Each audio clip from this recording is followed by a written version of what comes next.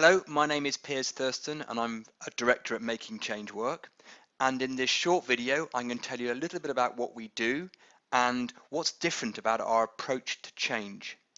So if we understand the nature of change, it's probably fair to say that we've all experienced, whether that be work or in personal life, change that's been effortless and easy and sustainable and almost takes its own momentum. And on the other hand, we've all experienced change that feels slow and sticky, uphill. It doesn't even necessarily realize the full benefit that you need to realize once you've got there. Now, what's going on behind this is the question we ask. And when we're looking at change, we make a distinction. We describe what we call in front of the eye change and behind the eye change. Now, in front of the eye change is the outputs and the outcomes of the change that you need for your organization to be successful. It's the things that happens to the systems, the processes, the structures, the organizational design, the skills, competence and behaviors of the people that you need in order to deliver that strategy change or whatever it is you need for an effective, productive organization. Now, once organizations focus on this, it can be the case that sometimes that change can become outside in. They understand what they need to be, and then they will apply incentives or even pressure to enable that change to happen, even to make sure there's compliance to that change. And that requires maintenance and effective managing of that change to the organization and to the people in the organization. Now, let's make a distinction between that and what we're calling behind the eye change. This is actually working at the human level. This is working at the individuals collectively in the organization, and it's about the change that happens inside them. It's a shift in their mindset and in their resourcefulness and therefore their openness and capability to deliver and invent that change. And this is more of an inside out way of understanding change, where people not only accept the change, but actually they start to create it, invent it, and self-perpetuate it.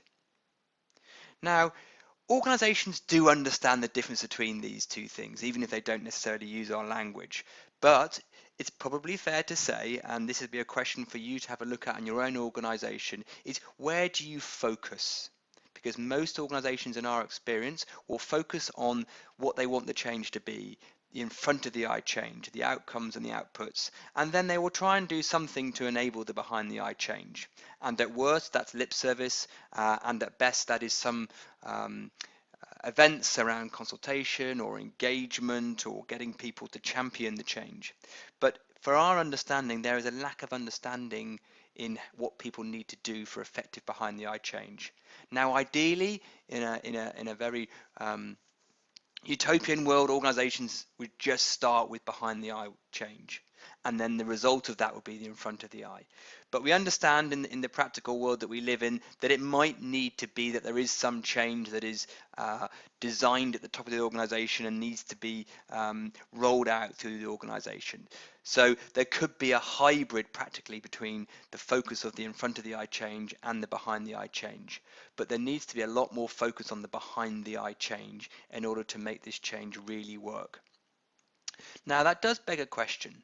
The question is, how do you enable effective behind the eye change and all the benefits that that brings? Well, what we do is we work with people at an individual and human level. We work with people to help them have their own understanding of a hidden psychological variable that is sitting beneath everything we think, feel and do in any moment in our lives, and of course that includes work. And by working at this level, we enable that true, sustainable, enduring behind the eye change.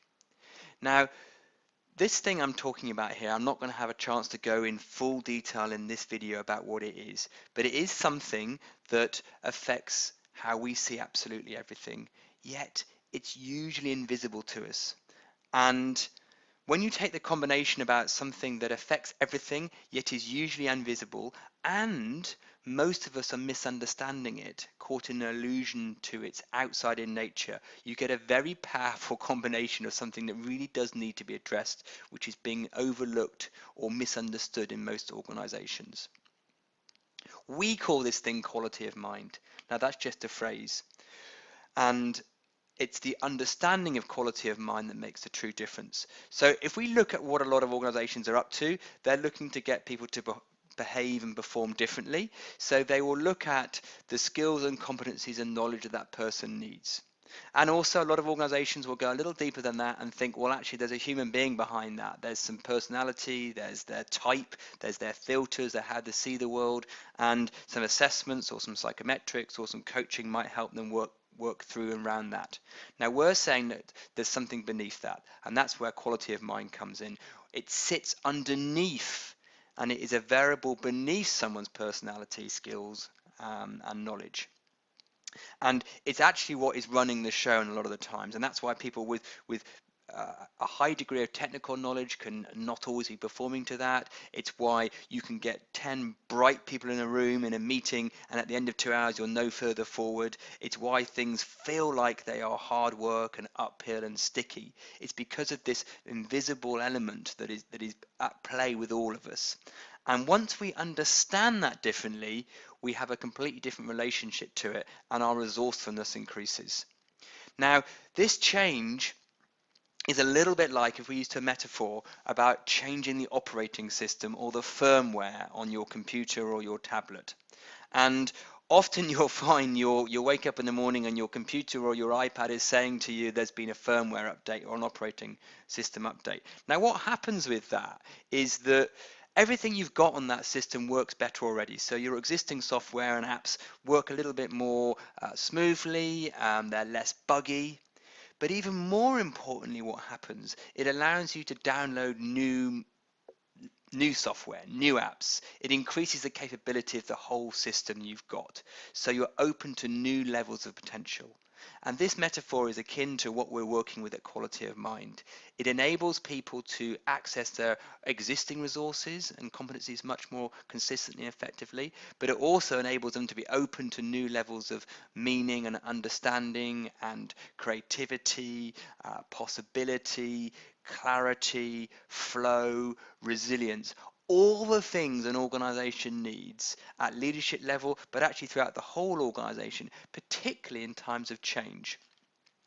So coming back to what we're looking at here, we're looking at getting the change to be more behind the eye than in front of the eye, or enabling that behind the eye change to enhance the effects of the in front of the eye change. Because behind the eye change is non-sequential, it's non-linear. You get massive shifts in things, and they are more enduring, they're more sustainable, they're more permanent, and they're pervasive as they ripple out. So the change doesn't just happen necessarily in the area you've been focusing on, you actually find changes happening in areas you haven't looked at yet, but because the individuals are more resourceful, they are almost perpetuating the change anyway. So if something in what we have talked about here is interesting or resonates, then please let us know and we can have a conversation about it. You can go on our website and see a few more videos and case studies and testimonial about how this works, but please get in contact and we can take you through a deeper understanding of what this quality of mind is. Thank you for listening.